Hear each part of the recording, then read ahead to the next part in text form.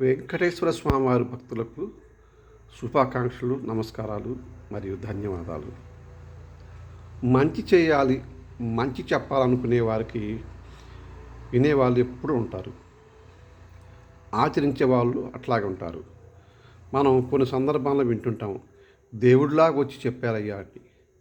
ఏంటి ఎట్లా అంటే, మనం ఏదైనా ఒక మంచి కార్యక్రమాన్ని చేయాలనుకున్నప్పుడు మనకు కొన్ని ఆలోచనలు రాకపోవచ్చు.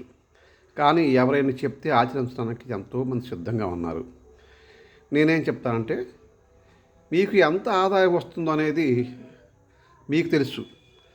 ఆ వచ్చిన ఆదాయంలో నెలవారీగా వచ్చిన ఆదాయంలోంచి ఎంతో కొంత తీసి పక్కన పెట్టండి.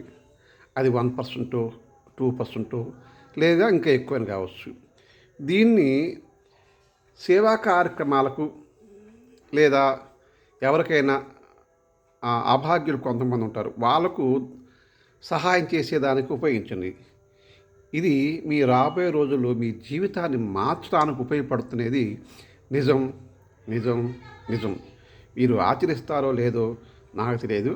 నేను ఎందుకు చెప్పాలనిపించి చెప్తున్నాను. Okay, thank you.